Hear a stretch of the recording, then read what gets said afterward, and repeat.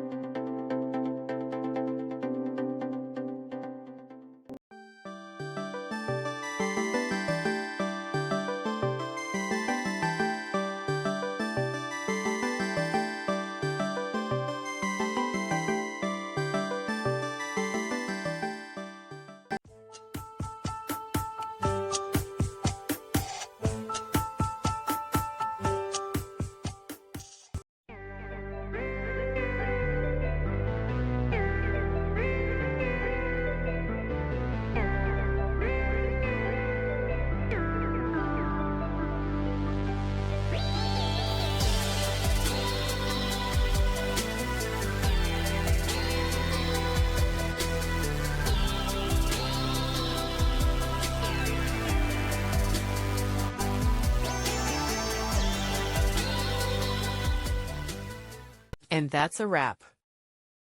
I hope you found the answer you were looking for. If you did, take a second to hit that subscribe button. It really helps out. And let me know in the comments which solution worked best for you.